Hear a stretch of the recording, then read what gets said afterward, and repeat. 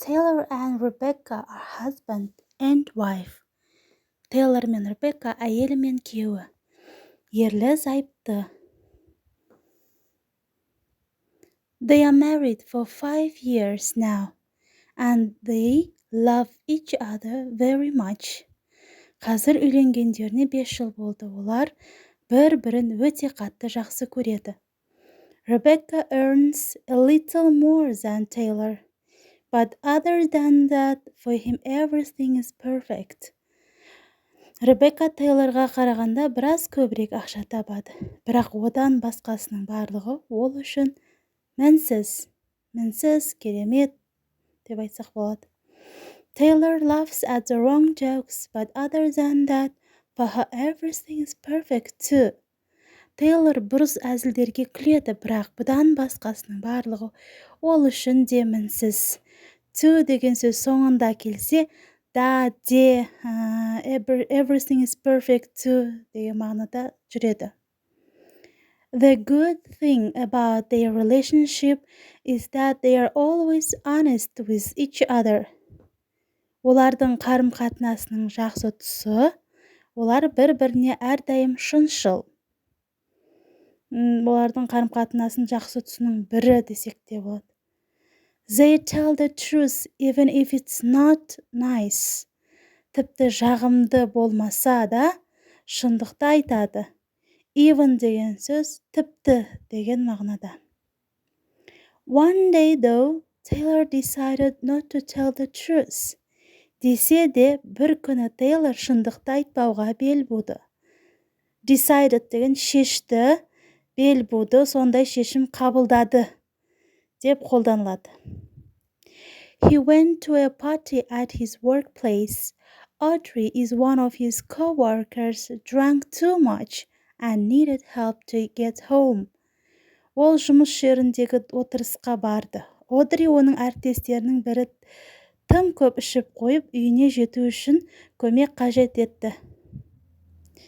I feel like I'm going to fall asleep. Will you take me home, please? She said and smiled in a silly way. Ұйықтап кететін сияқты сезініп тұрмын. Мені үйге алып барасың ба деп ақмақ түрмен күлімсіреді. Silly деген күлкілі, ақмақ сондай. Ішіп алғанның адамның бет-аузының келбеті ғой. Sure. I will drive you home. I'm going to leave in a few minutes. Will you wait for me at the door? Әрине, үйге алып барып тастаймын. Біраз минуттардан соң кетейін деп жатырмын. Есіктің алдында күтесің бе? Audrey made a silly face and Taylor hoped she understood.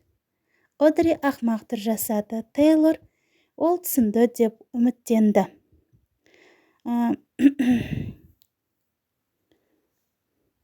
On the way, she fell asleep in the car and Taylor simply took her home. Жолда ол көліктің ішінде ұйықтап қалды, ал Тейлор оны жай ғана үйіне алып барды.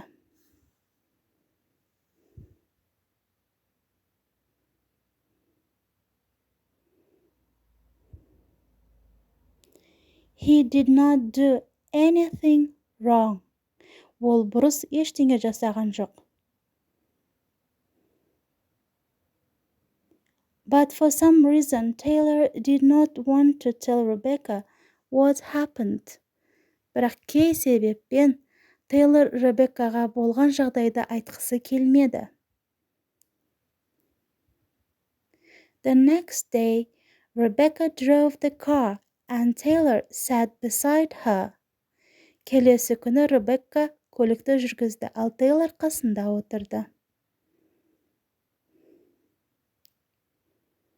I'm sure she's going to find out, he thought. Біліп қоятын секілді, сенімдімін деп ойлады.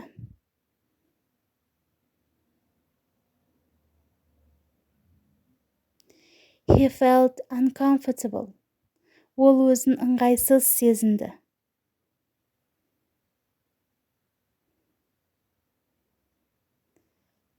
Then he suddenly noticed a high-heeled shoe in the back of the car. Сосын ол кенеттен көліктің артқы жағынан биік өкшелі аяқ киімді байқады.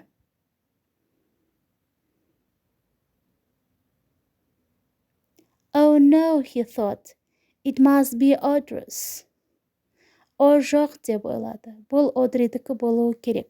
Мұнда must деген сөз соныкі болуы тиіс деген сөз. Яғни, былай мысалға қарайтын болсақ, ол артқы жақта Одри отырды, Одридың аяқ киім болуы тиісті деп айтып тұрмында.